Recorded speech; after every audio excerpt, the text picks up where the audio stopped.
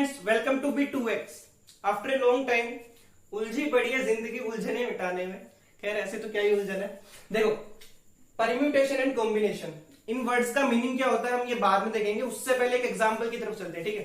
Suppose करो कि आपके पास में 3 टी शर्ट्स है, ठीक है। मैं टी से डिनोट कर रहा हूं टी शर्ट को।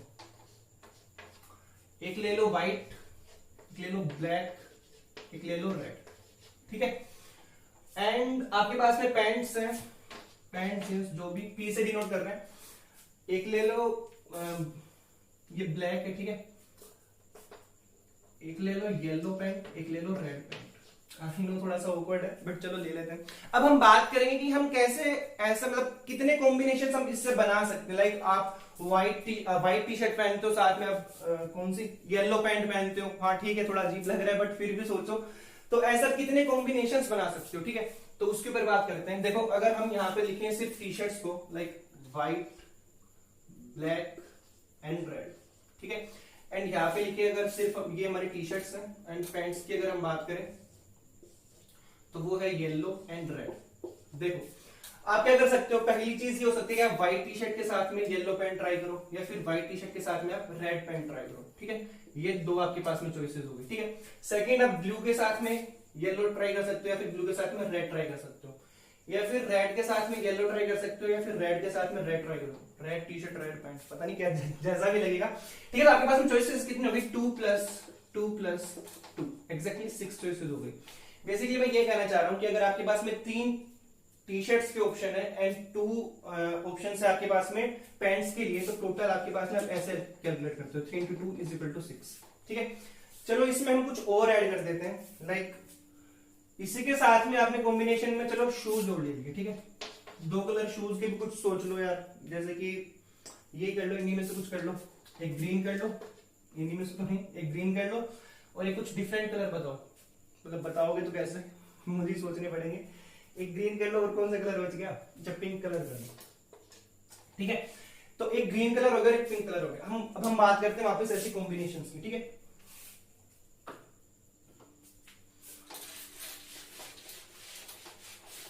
देखो टोटल हमारे पास में कितने कॉम्बिनेशन हो सकते हैं अब यहां से, ठीक है।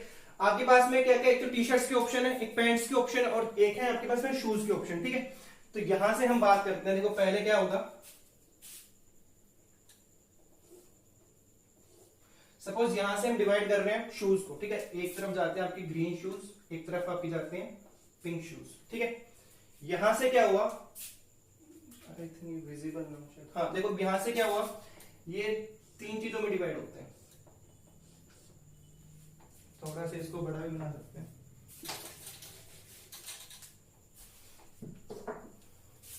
देखो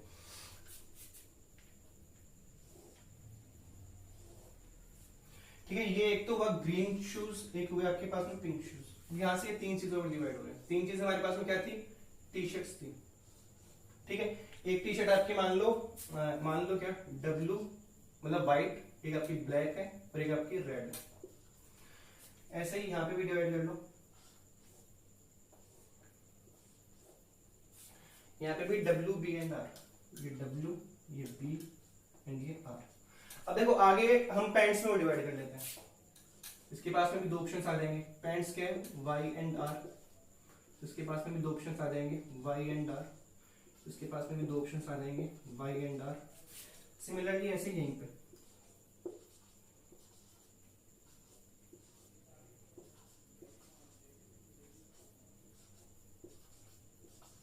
ठीक है। अब अगर हमें ओवरऑल कॉम्बिनेशंस लिखने हो इसके, तो वो क्या क्या कॉम्बिनेशन होंगे? देखो ग्रीन शूज है ना, हाँ ग्रीन शूज के साथ में white T shirt and yellow क्या था? Yellow pant. GW and Y। पहले क्या लिख रहे हैं हम? पहले हम लिख रहे हैं शूज, उसके बाद हम लिख रहे हैं क्या था? W क्या है? टी, ठीक है, T shirts and then pants. ये ऐसे कॉम्बिनेशन है, मतलब ZWY अगेन, देन ZWR, फिर क्या हो जाएगा? ZBY, ZBR, ZBY, ZRR। Red T shirt, red pant and green shoes, killer look. चलो आगे चलते हैं। पैंट्स की बात, अच्छा हाँ पैंट्स नहीं सॉरी, पी क्या है यहाँ पे, आपके पिंक शूज के साथ में क्या क्या कॉम्बिनेशन बैठेंगे, P W Y, P W R, P B Y, P B R, P R Y, P R R. ये भी सही है काफी, मतलब red T shirt red pant, पीछे पड़े हम तो red T shirt red pant. देखो ठीक है, तो यहां से हमारे पास में कितने चॉइसेस आएंगे, यहां से हमारे पास में चॉइसेस आएंगे 1 2 3 12 है, बता ही देता हूँ क्या टाइम पास के, 12 चॉइसेस हमारे पास में यहाँ से आती है।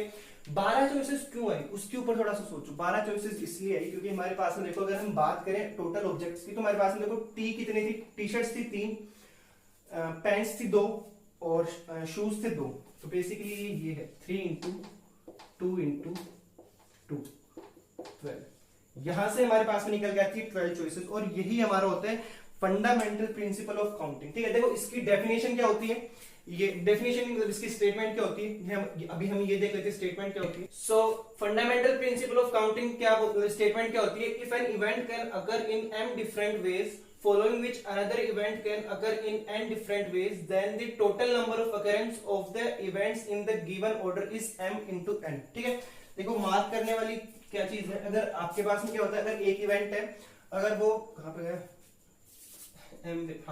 m डिफरेंट वेज से अगर होता है, अगर एक इवेंट है जिसके मतलब जो m डिफरेंट वेज से अकर हो रहा है, और सेकंड एक इवेंट है जिसके लिए n है आपके पास में ऑप्शंस, तो टोटल जो occurrence of the total number of occurrence of the events in the given order is m into n।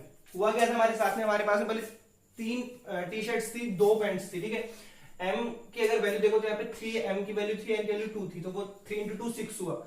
Similarly इसको हम आगे कैसे बढ़ा सकते हैं इस रूल को ही, कि अगर आपके पास में 3 ऑब्जेक्ट्स है, सपोज m n, एक आगे o ले लो, ठीक है m n o, तो उस टाइम पे जब 3 हमारे पास में ऑब्जेक्ट्स आ जाएंगे, तब उसके लिए क्या हो जाएगा, total number of occurrence m into n into o। ठीक है, वो सारे ऑब्जेक्ट्स को मल्टीप्लाई कर देंगे। ठीक है, और इसी को हम मल्टीप्लिकेशन मेथड बोलते हैं इसी के लिए। ठीक है, चलो अब हम कुछ एग्जांपल्स देख लेते हैं ताकि थोड़ी सी और क्लियरिटी आ जाए।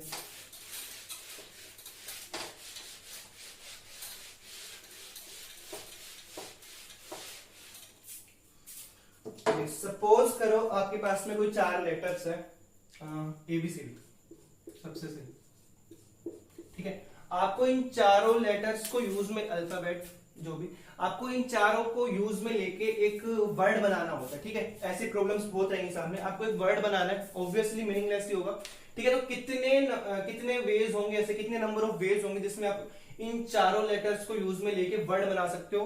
कोई एक रेस्ट्रिक्शन रखते हैं कि जहां पे रिपीटेशन अलाउ नहीं है। अगर आपने एक बार ए ले लिया तो फिर आपको BCD में से कुछ यूज में लेना पड़ेगा, एक लेटर के अंदर 2 ए नहीं आ सकते। ठीक है, similarly for B C and D। तो देखो इसको करने का तरीका कुछ ऐसे होने वाला है कि आपके पास में 4 प्लेसेस है। ठीक है, आपको 4 प्लेसेस मिलने वाले हैं जहां पे आपको ये लेटर्स फिट करने हैं। अब देखो अगर हम बात करें पहले प्लेस के लिए, पहले प्लेस के लिए आपके पास में कितनी चॉइसेस है, पहले प्लेस के लिए हमारे पास में चॉइसेस है कि हम 1 2 3 4 कुछ भी लेटर आप यहाँ पे डिसाइड कर सकते हो। ठीक है, तो आपके पास में चॉइस है 4, ये चॉइसेस की बात हो रही है। ठीक है, 4 चॉइसेस है आपके पास में, आप A यूज में लो, B C D कुछ भी यूज में ले सकते हो। सेकंड प्लेस के लिए देखो 4 नहीं रहेंगे, क्योंकि अगर आपने इसमें से अगर एक भी लेटर यूज में ले लिया तो आपके पास में चॉइसेस कितनी बची, 3। सपोज आपने पहले के लिए ए यूज में ले लिया, तो दूसरे के लिए अब आप ए तो यूज में ले नहीं सकते क्योंकि रेस्ट्रिक्शन है कि रिपीटेशन अलाउ नहीं है। ठीक है, तो आपके पास में सिर्फ 3 ही ऑप्शन बचते हैं। ठीक है, थर्ड के लिए क्या होगा, 2 लेटर जा चुके होंगे थर्ड वाले प्लेस के लिए, तो आपके पास में सिर्फ 2 ही बचेंगे, तो 2 ऑप्शन, और लास्ट के लिए 1। तो ओवरऑल कितने नंबर ऑफ वेज हो गए, अभी हमने देखा था 4 इंटू 3 इंटू 2 इंटू 1 24।